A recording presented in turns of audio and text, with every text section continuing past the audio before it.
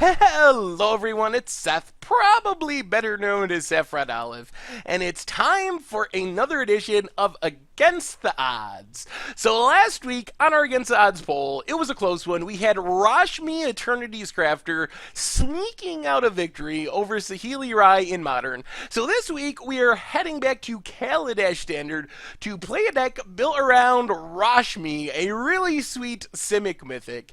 A quick reminder before we break it all down, if you enjoy Against the Odds and you enjoy this Rashmi deck, it would be awesome of you if you could take a second, click that subscribe button down in the corner of your screen. It's a great way to keep up and support the channel and the site for free. So let's talk about Rashmi. So the namesake card, Rashmi Eternities Crafter, is a 4-mana 2/3, and it has a really interesting and powerful, potentially powerful ability. So whenever we cast our first spell for the turn, we get to reveal the top card of our library. If it is a spell or a non-land card that is cheaper than the card that we just cast, so if we cast a 4-drop, if we reveal a 3-drop, a 2-drop, a 1-drop, we get to cast that card for free without paying its mana cost on the spot, so we can generate a ton of value. It not only generates card advantage, but it also lets us cheat on mana when we get to cast these things for free. On the other hand, if we reveal a land or a card that's more expensive than the card that we cast to trigger Rashmi, then we just draw that card. We just put it in our hand. So worst case scenario, whenever we cast our first spell for a turn, we draw a card. Best case scenario, we don't draw that card. We get to draw that card and just immediately cast it for free. So when things are going poorly, Rashmi is just a steady source of card advantage. When things are going well, it's not only card advantage, but also a way to impact the board and cheat on mana because we're getting to cast those cards without paying their mana cost. So when it comes to Rashmi, we kind of have two challenges. One thing, we got to protect Rashmi. As a 2/3, Rashmi dies to literally everything, which can be okay on a 2-drop or a 1-drop, but when you're a 4-drop that doesn't do anything right away and you're the namesake, most important card in a deck, it's just not acceptable for us to just cash Rashmi and have it die to a Harness Lightning. So we got to protect it, and we also want to take advantage of Rashmi's trigger as much as possible. So the trick here is, because Rashmi is worded to say, whenever you cast your first spell each turn, we can actually trigger it twice each turn cycle. We can trigger it during our turn, and then if we can cast something during our opponent's turn, we get to trigger Rashmi again. So we can technically draw 2 cards or even cheat 2 cards into play each turn cycle if we can build our deck correctly. So how do we go around abusing Rashmi? Well, first, we have Rashmi's best friend, and I don't know, this is pretty expensive. We'll see if it actually works, but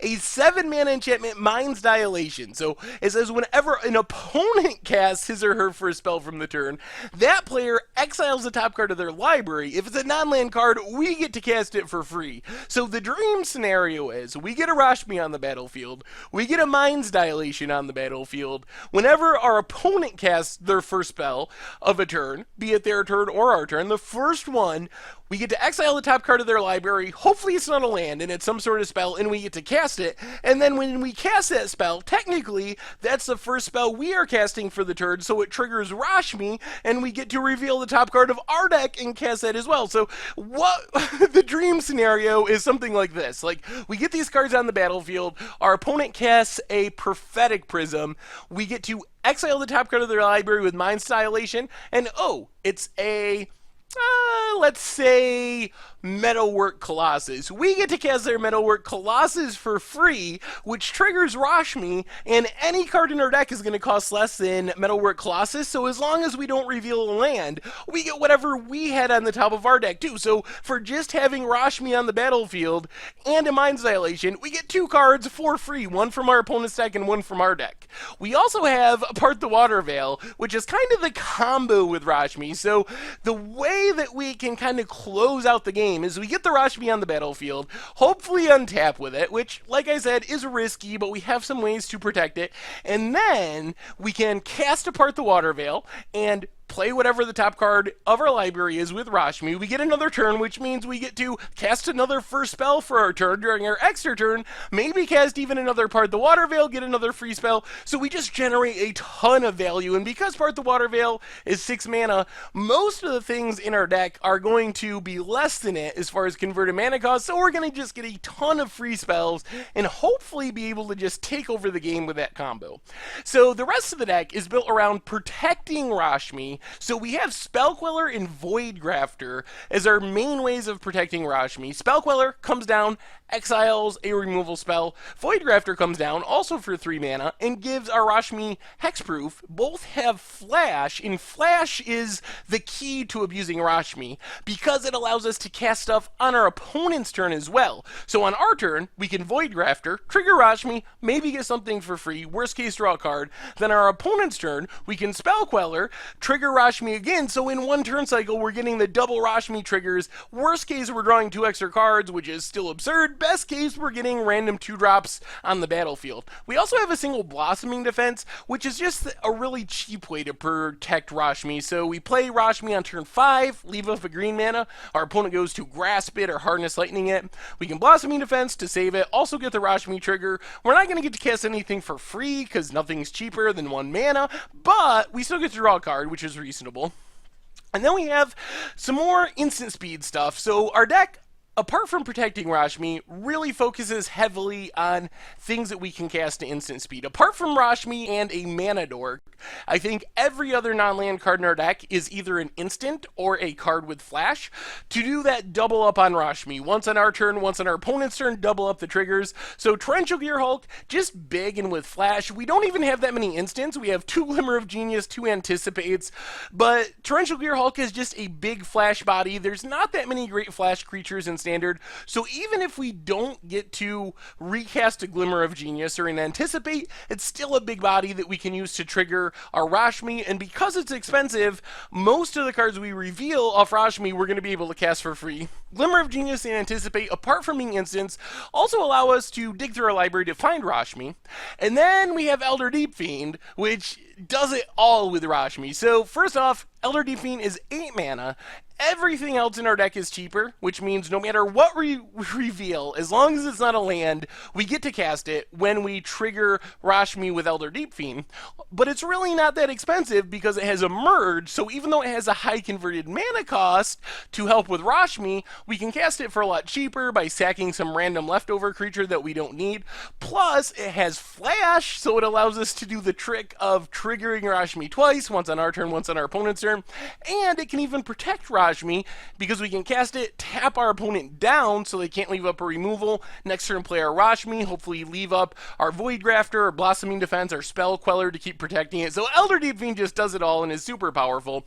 Stasis Snare, as our removal spell, we can cast it at instant speed. It's 3 mana, so if we hit a 2-drop, we cast it for free with Rashmi. And then speaking of 2-drops, we have Servant of the Conduit, the only card that isn't an instant or with Flash, but it just helps us ramp into our Rashmi a little quicker. Play it on turn 2, on turn 3 we can Rashmi, turn 4, hopefully untap with Rashmi and start protecting it.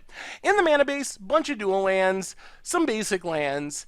In the sideboard, we have Imprisoned in the Moon as an answer to Planeswalkers and Creatures, a Blessed Alliance to fight against kind of like the energy deck, especially things that are attacking with one big powerful threat. Fragmentize for artifacts, Commencement of Festivities as a fog. Pulse of Marauders is really sweet. It's an instant, it can get our Rashmi back from the graveyard, and it's also helpful in aggro matchups because gaining 6 life is kind of a lot. And then we have Unsubstantiate. I really like Unsubstantiate as a counter in this deck because I was talking about how you don't really want to cascade into a counter, but Unsubstantiate's a little bit different because if we Rashmi into it and we want to cast it for free, and our opponent doesn't have a spell on the stack, which is likely, we can always just bounce a creature, so we're still going to get some value out of it. And then Summary Dismissal is just a shout out to Eldrazi. It's not necessarily great with Rashmi, but it is a way that we don't just die to Emrakul and Ulamog and stuff like that. So that is our Rashmi deck, and I don't really know how this is going to work.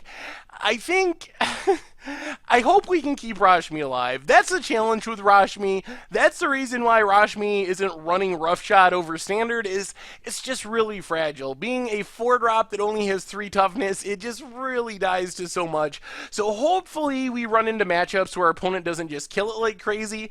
I think if we can untap with Rashmi one turn, I imagine this is going to be how a lot of the games play out. Assuming we find a Rashmi, we play a Rashmi, and we just cross our fingers and hope like crazy that we get to untap. If we get to untap, we probably just win the game because we can protect our Rashmi with our spell quellers and void grafters and all of that stuff and generate a ton of value, and eventually that's going to win us the game. So the question is going to be, do we run into decks that give us that one turn to untap? If we play Rashmi and our opponent harness lightnings, and then the next Rashmi they grasp of darkness, those matchups are probably going to just be miserable. On the other hand, if they can't kill us super quickly, too quickly for our stuff to matter, and they can't kill Rashmi right away, I imagine we can just value anyone out of the game. Rashmi is just so absurd like that. Hopefully we actually get to see the combo with Part the Water Veil or with Mind's Dilation, which is probably the riskiest card in the deck. It's a 7-mana enchantment that doesn't really do anything right away, but it seems like it can just be so absurd if we get the engine going. So hopefully we get to see that combination of things. Regardless, I think it'll be fun. We get to play a lot of flash creatures. We don't have very much removal, but we have a lot of ways of protecting our stuff, playing on our opponent's turn, doing some tricky stuff with Void Grafters and Spell Quellers and Elder Deep Fiend. So I think it's going to be sweet and it's going to be fun to play. Is it going to be good? I don't know. I mostly hope we can actually get value out of Rashmi and it doesn't just die all the time. But anyway, that's been our deck tech for Rashmi. I hope you enjoy the gameplay videos. Thank you very much for watching, and I will talk to you soon.